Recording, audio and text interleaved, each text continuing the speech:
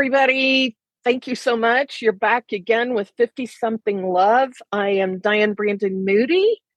I am a dating coach for women over 50 and even some guys, if they're brave enough. I do coach single men as well. And today we have a very, very special guest and a very, very special episode. I am going to be coaching Mary Beth in her dating life. Now, we have not talked about where we're going yet in this episode. We're about to find out. But my deepest gratitude to you, Mary Beth, for You're being willing to do this. And candid conversation. Absolutely. So let's get started and just tell me where you are, what your past history is to the degree that you're comfortable sharing, and what you think I may be able to help you with. Yeah. Okay. So I'm 47. So I'm not quite 50. I'm on the early end of midlife, and I'm a single mom. What? You're close. You're close enough. I'm close enough. Oh no, I'm walking into that season. I was excited to talk to you. And I have a 15-year-old. So I'm walking into the stage of, leaving momming, and he's got a lot more autonomy, a lot more freedom. He'll be out of the nest in a couple of years. So, just thinking about me and what gives me energy and where I just want to spend my time. So it's definitely a different parenting season where I have a little bit more freedom and flexibility around that. But with that, I have had this story. I stopped dating. So we've been divorced for 10 years, over 10 years. And, I dated the first few years, went out, had fun on my kid-free weekends, did all the things, met some great people. But then I stopped dating a few years ago, intentionally. I just didn't like who I was attracting. I knew I needed to work on some of my own, I don't know if we can cuss on this podcast, but some of my own shit. Okay. Cuss away. Okay, good. I cuss all the time. Yeah. Cuss away. So I'm like, I'm pretty candid. I'm going to give you the MB experience. But, so I stopped dating because of the people I was attracting, who I was at the time. I just knew I wasn't fully me. I wanted to work on some stuff on myself. And I just wanted to stop repeating that pattern. So I kind of just stopped intentionally. I'm an entrepreneur, I work from home, I work for myself. So I didn't like people affecting my energy negatively, or just not adding to it. So I have stories around that too, unless you're going to be supportive and bring value to the table. And, I just didn't really have time for it. I don't want to say the time. It became the energy. I just didn't have the energy for it. And really, I'm realizing now it just isn't a priority. Something had to go. Like I work for myself. I raised my kid. He's a priority. Sure. Taking care of myself, my friends, my social life. Something has to go. And that just wasn't, it just became not a priority. But I think it's because it just wasn't a good experience, So that's kind of where I'm at. So I'm intentionally not dating as much as I would love to have a partner to have my back, be supportive, all those things. It sounds and feels like a lot of work to get to that point, especially in this dating culture. And I'm in Nashville. I don't know if anybody, but for some reason I have a story that is just toxic around, around here. The app seemed toxic, all of that. So it was the culture. I lacked some of the skills, I think, to kind of navigate some of the screening process and all of that stuff. So I just stopped what I was doing. Understand. Yeah. Understand. Well, dating in this part of our lives is definitely different than when we were 15 and going to the lake with friends or hanging out with our besties or whatever it was that we were doing. It's a little bit different experience. For one thing, we're older and wiser, but we're also carrying around a few scars that we probably didn't have when we were 15, 17, 20 years old. And we tend to be more protective, and we're always looking out for what the red flag could be. There's some wisdom in that. It's a good thing to kind of look for red flags, but it can also be to your detriment because believe me, you can find a red flag anywhere. in anybody, and sometimes that's just a protective mechanism. So you're absolutely right that it is a different experience at this um, part of our lives, and you're also correct that sometimes ain't got enough time in the world, baby, to run a business, to be a mom, a good mom who has time for the kid, and to start a relationship, because all of those are complications and can take up a lot of time. For the toxic comment, I'll tell you that anywhere can be toxic and anywhere can be free from toxicity. It just depends on your perspective. When people say they hate the dating apps, I totally get what they mean. They can be a real grind. Although I also have to say I met my husband on Craigslist. So, I mean, if that isn't the king of toxicity, I mean, it is. Does Craigslist still exist? Craigslist does not have personals anymore. They quit doing that about a month after we met each other, because there was trafficking going on. So, I mean, talk about a sewer. It was just a sewer. But the reason I put out an ad on there was because my intuition just said, put an ad on Craigslist. And I thought it was insane. But when it's my intuition, I mean, it was like a voice. And when that voice said it the second time, I was like, oh, all right, I'll do it. Well, and I feel like that was before the apps really became prevalent too. No, I'd been on apps since they were invented. They were invented in the 90s. We just got married 5 years ago. We just celebrated. Wow. I was 58. My listeners hear this story all the time, but I was 58 when I got married for the first time. I was 57 when I met him. We got married 365 days after our first meeting in public. So I totally hear you on the toxicity of apps.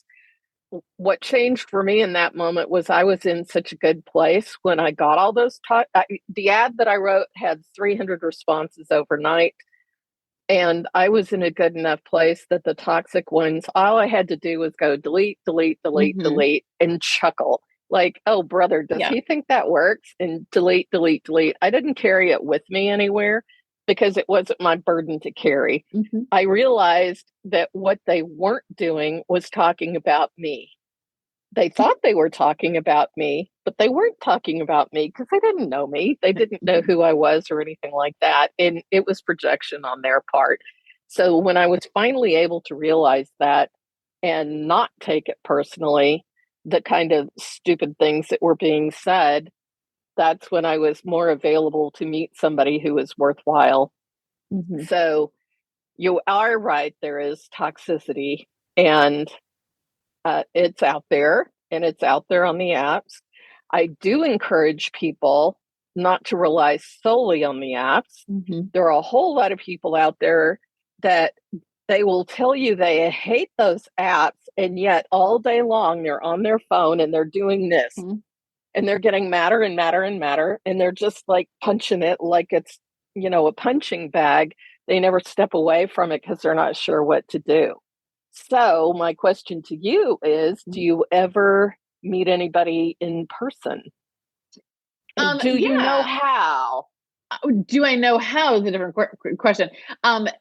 I do. It's funny that you say that because, we are on our phones. I mean, I can go days without leaving my house, right? Because it's like between working from home and working out at home and getting grocery delivery, it's like you can go days without leaving your house.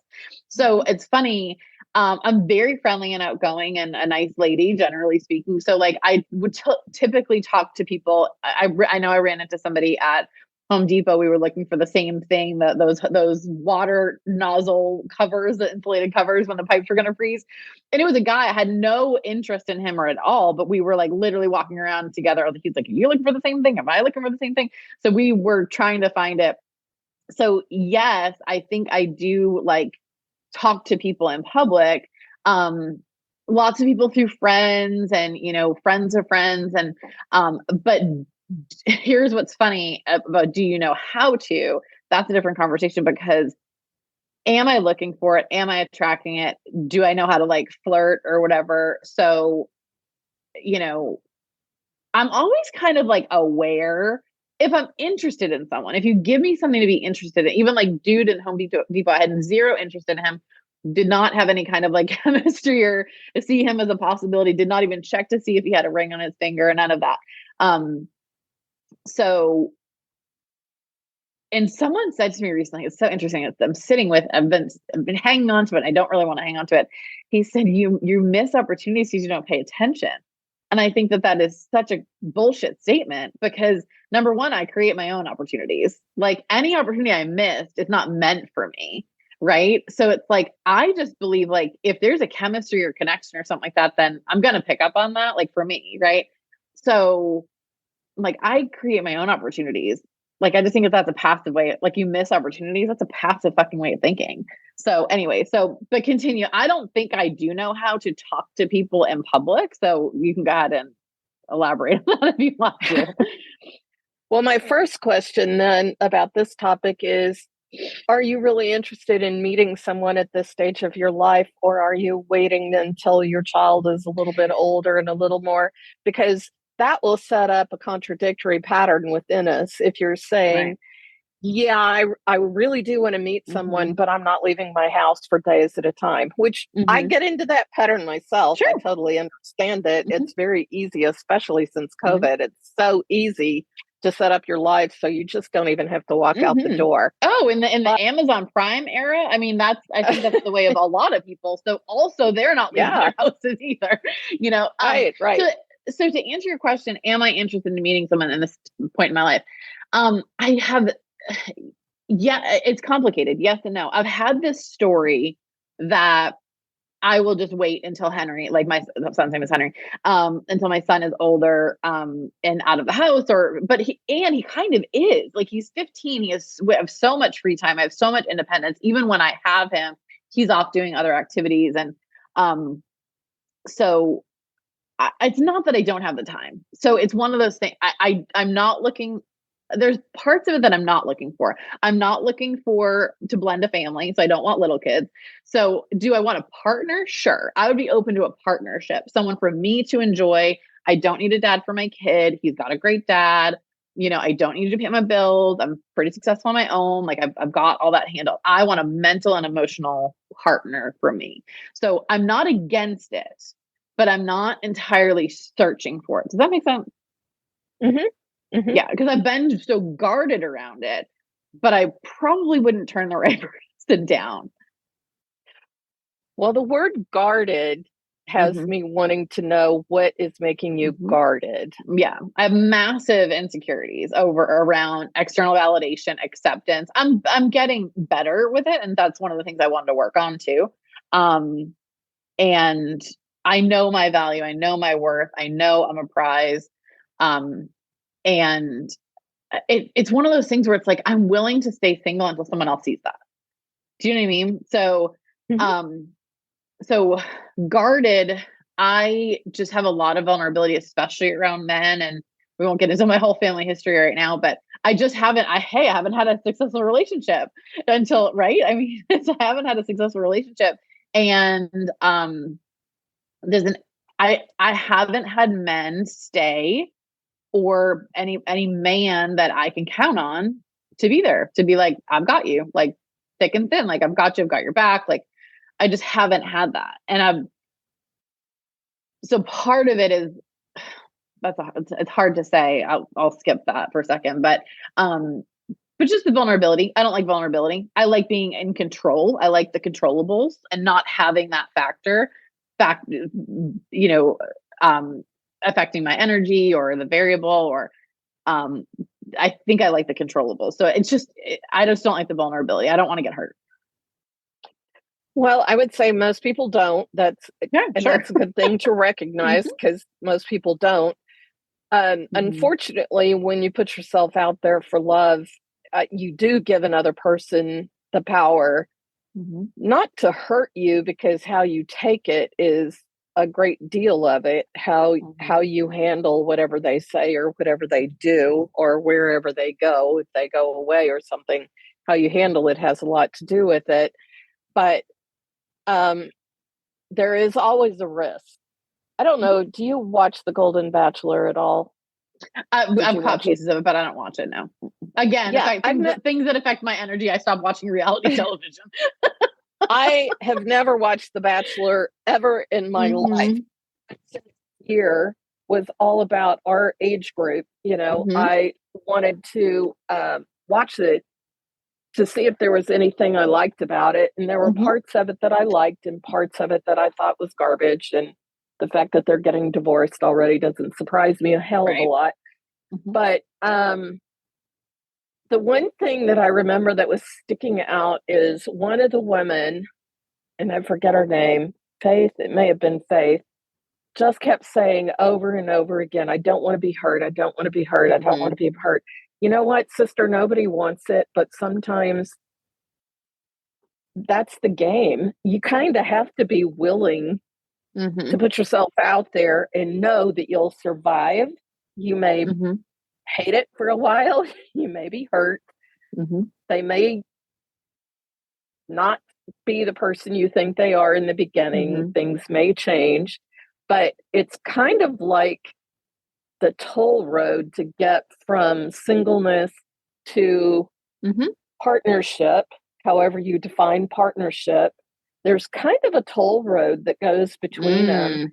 And the toll is, there's something here to gain. There's huge prizes to gain on the other side of the toll road. But you are taking a risk. You're taking a risk that somebody could indeed have your heart in his hands and not treat it well. That is a risk. Now, what I do with my clients, though, is we teach them how to minimize the risk.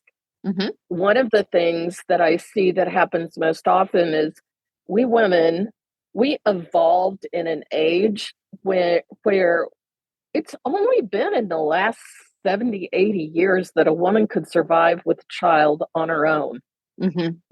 Like we had to have a husband, we had to have a father, we had to have society, we had to have somebody there protecting us. I would argue it's even sooner than that. I think you said 70 or 80 years. I think it's even earlier than it was 50 years ago that we could finally own property. I mean, I was in junior high. I would put it around 50 years for sure. Yeah. I mean, I know I grew up in the 70s and the 80s and divorce was not common.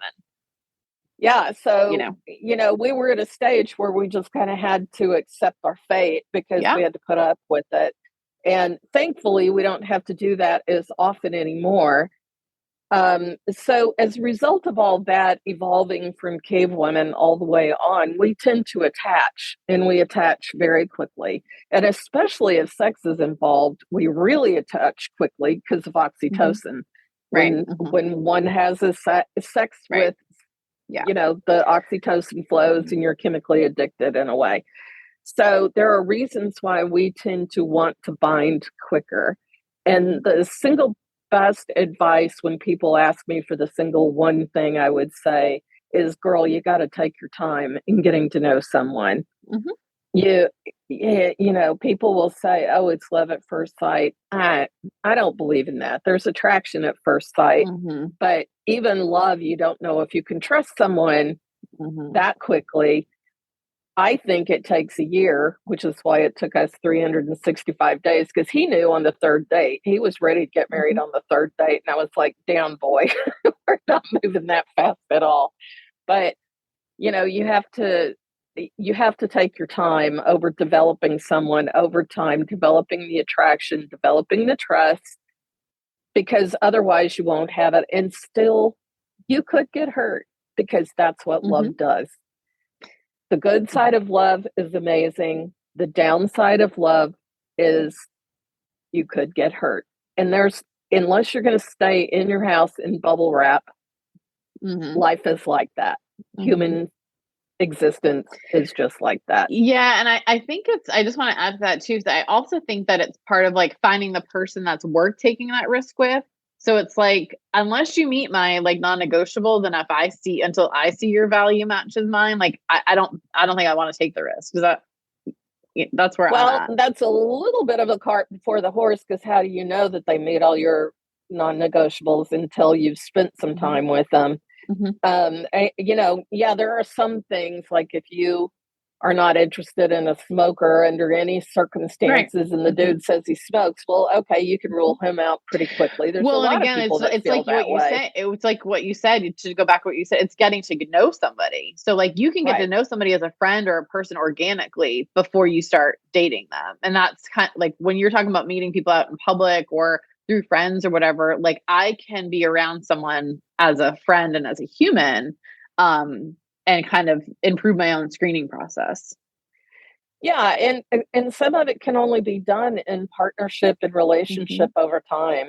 Like Sure. somebody seems trustworthy, and it's not until the fourth or fifth month that you find out there's a reason why he isn't. Like that's just Right. part of life. Some people Yeah. are like that. I would say a lot of it's pretty obvious early on, but not everything. I mean, you just have to give it some time. Yeah, and again, So, from me, I think it's finding the person that's worth taking that risk on, like picking your person to figure that shit out with. yeah. And so, what are the ways in which you are doing that? um, there's a person now that I have a crush on, that I've been kind of watching and using as a case study for like the last like year. Poor guy has no idea, and I'm just very aware of how I feel, not how he makes me feel. And so I've been able to step into like my feminine energy a little bit and practice that, and um just practice how I'm feeling like not how he's making me feel, but how I feel when he's around. Things that I like in him or things that I'm attracted to. One of the things that I do too is confuse attention with affection, right? So talking about like love at first sight and all that stuff. Um and uh so I am practicing that. Like just because he's paying attention to me doesn't mean that I know to watch his actions, and like he's also not showing up in ways that I would want someone to show up. You know what I mean? But when we hang out with friends, and then it's great. And I like his sense of humor, and I like that he's smart, and there's this whole list that I like. So um I'm aware of I'm bringing awareness to it. Like when I do meet somebody, um, those are the ways that I'm doing it. When I'm meeting people organically. But again, it's very rare. It's rare where I'm like running into someone, and also it's. I was gonna say this. So like Home Depot guy, right? Who was not even a factor, but I'm just using it as an example because I ran into him Sure. in the store. You know.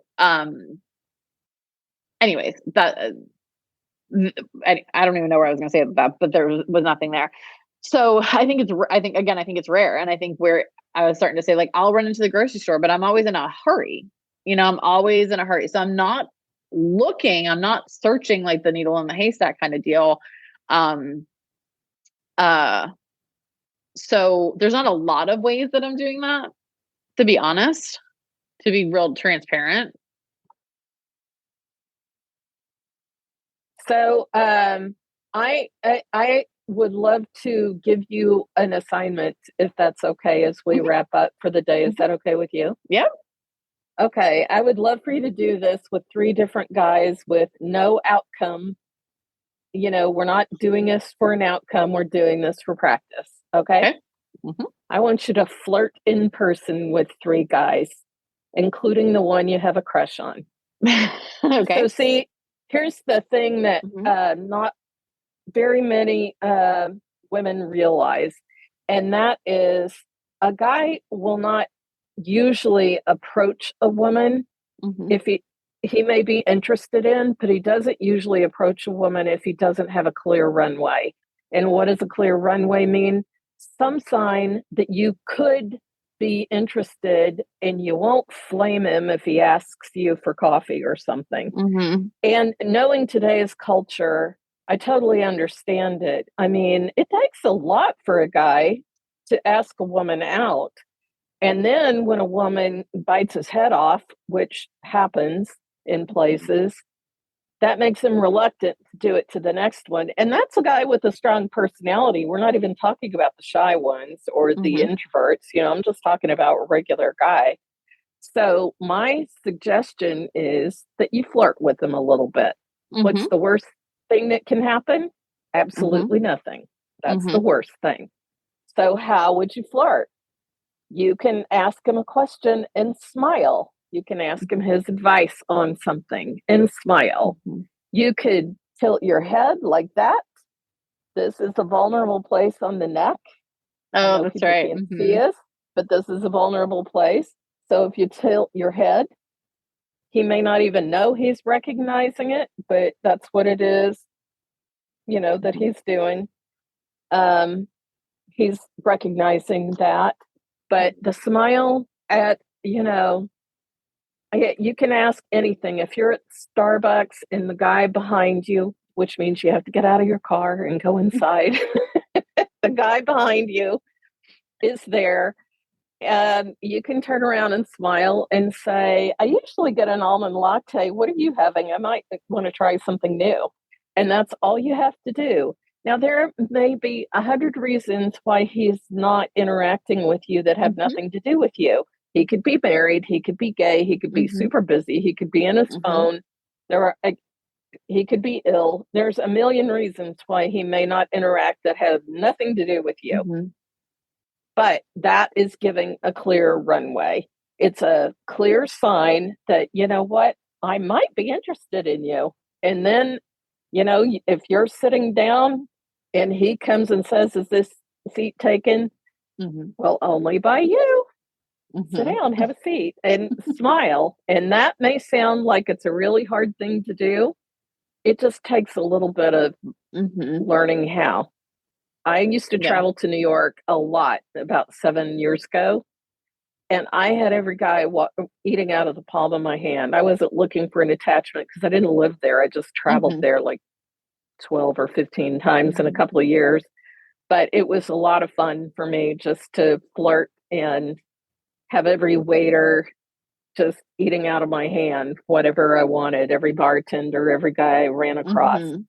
So I will encourage you. I would like for you to do it with 3 different people and just do something along those lines and see how it works. Do you think that that's part of the problem, even when we are out in the wild, where like we are so busy, like on our phones and in a rush? Like, do you think that literally I've walked by people, because I'm the dog walker that says hi to people walking by. Like, I say hi to everybody, or will compliment people in the store if I walk by them and I like their shirt or whatever.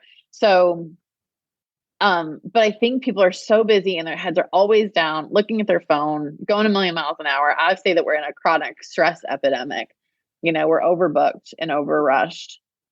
It's absolutely a problem. I am a member of a large Facebook group of 80,000 single people. And when they all hate the apps and none of them are getting off the apps. And when I say, well, what about flirting in person? I have no idea where men are. So I immediately created a document of 50 places where to meet men over 50.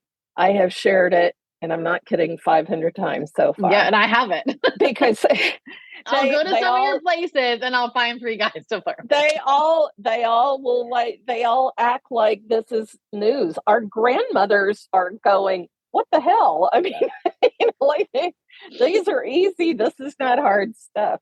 And by the way, my favorite is dancing. Go take dancing lessons somewhere. And we make it hard. It's funny.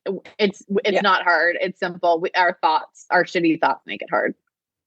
Yeah. Well, everybody has a broken-hearted story and they're worried about it. And so they automatically go to the absolute worst rather than thinking, hey, I used to know somebody way back when I was a moderator on the Mars Venus website for 10 years. That was a long time ago. And she always used to say, every time she went on a date, she made sure that she ordered a fabulous dessert, because at the end of the night, at least she could say, I had an amazing dessert. And I thought, that is genius. And you can adapt it to anything. So not every date is going to be the one. In fact, most of them aren't going to be the one. There are very few of them that are going to get to that threshold. But in person, if you just start practicing the flirt a little bit, just in terms of, what's your favorite coffee drink here? I may change my mind, something like that. That isn't a come on. People get confused. A flirting is having fun. It's not a come on. But I think you may at least have some fun with it. Okay. I'll practice it for you. Great. Thank you so much. I want to know how it goes. I will. So I will totally report back. Awesome. I can't wait. Well, thank you so much, Mary Beth. I appreciate you being a guest here today on Fiftysomething This Love. was fun. I will it's supposed to go up next week. I'll let you know when that comes up and let everybody else know when it's up. So that'll be a lot of fun. And I hope any of that helps. And anybody else who wants 50 places to meet men over 50 or people, it works the other way. Please go to my website, dianebrandonmoody.com/50-places, and you'll find it pretty easily. So as I sign off with everybody, let's go have some champagne for absolutely no reason. See y'all later. Thank you so much for being here. Bye-bye.